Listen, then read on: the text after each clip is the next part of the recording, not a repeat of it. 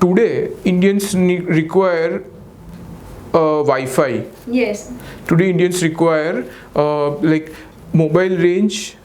What we require is we don't require basically, like we talk about gourmet food. We were few years ago we were talking about कि हाँ do we have food. Now we are talking, do we have food that what we want. Yes. Then we are going one step ahead. We are going in development so much more. We are getting so much oversensitive, particular about certain things. Like we are not talking about drinking water. We are talking about RO water. We are not talking about RO water. We are talking about cold RO water. So our needs are, you mean, changing. And in a developed country, to what we can afford, advanced, it should be. Yes. Advanced, and what we are looking at is in developed countries. So when you go to a restaurant and in like a very costly, you will have a menu in which it will have calories. Yes. It will have all the allergens Yes. mentioned, and it will also have whether it is vegetarian, vegan, non-veg, seafood. It will have everything mentioned in the menu itself. Right. So because that is what is the demand of the customers. And so we have to, as a country progresses, the demand matures, and till now it is basic demand. When education was the basic, that we are talking about literacy. Now what we are talking about employability, admission, we are talking about student suicide, we are talking about mental health, we are talking about, today we have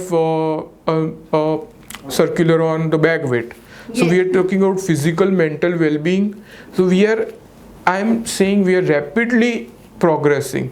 Right. Rapidly, so fast, we have never seen any other sector progress. Yeah, I mean, education sector has been pretty dynamic if you see over a decade. What I've also noticed is that while we talk a lot about what you just said, bag weight and mental health, and a lot of facilities in the schools and parents looking more at what school can offer, we also have another extreme extent of government schools, public schools, which is not enriching. Forget about features or forget about facilities and all. So the gap of education does not go. Yeah. So what one economist once said, India is a country which has ocean of poverty and islands of rich. Now, so I had heard that you were very witty, but I think no, this is some economist had said. I am not saying. So it is a well accepted phenomenon in India that India has a lot of billionaires, and it is housing the highest poor population in the world.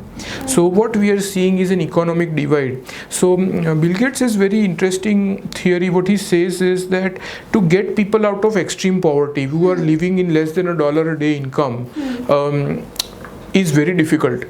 To get less extreme poor who are living on $10 a day income, it is easy. So research has shown them that middle class can become upper middle class in one generation.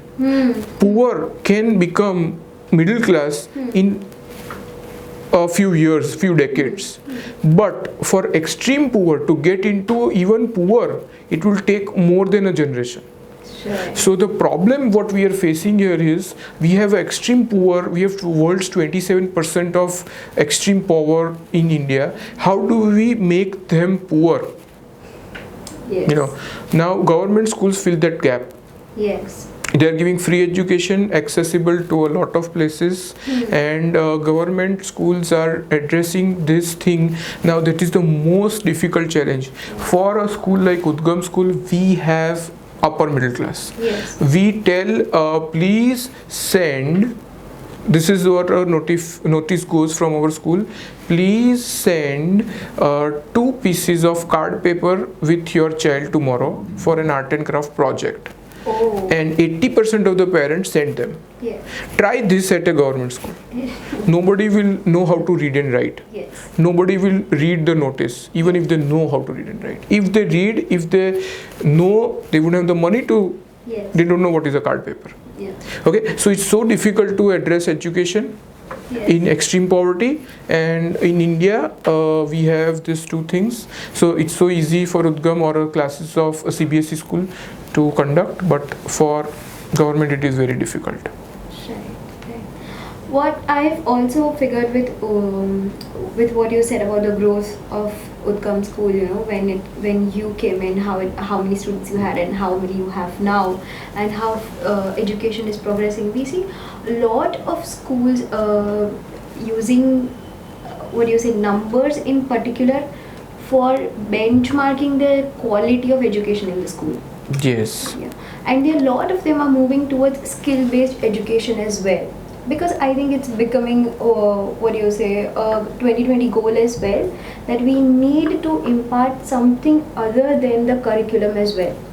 When you say about employability, that parents are looking more towards employability now, and then rather than, you know, what is being taught at the school, how do you implement it in your own school? How do you make your children future ready? Yes, so that's a very wide question. I would like to start from the fact that usually schools go by certain kind of government curriculum. Yes.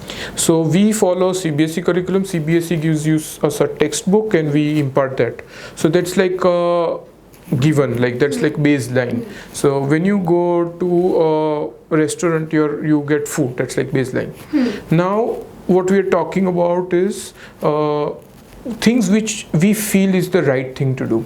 So now we feel that the curriculum is very good, but that addresses the needs 10 years ago.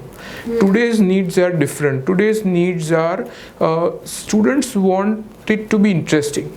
Students want to be fulfilling. You know, that at the end of like one academic year, you do not want to have a drudgery that, Yes. oh, I did this, but it is so boring. Okay, so we try to make it interesting. The third thing is we have to be sustainable, Right. and we have to satisfy the customer.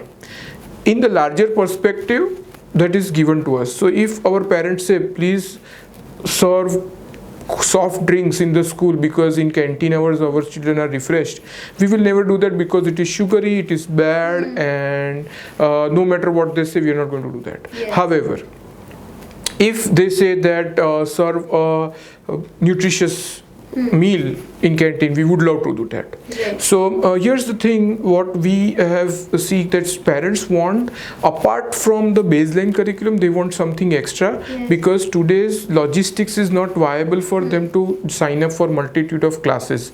So like there is traffic problem, there is parking problem, there is, of course, there is hours, they have limited hours. Yes. There is commuting problem, then they've also called a problem of safety, security, finding the right classes, whatnot. So what we identified as a need was that parents want convenience and they want, these are the things.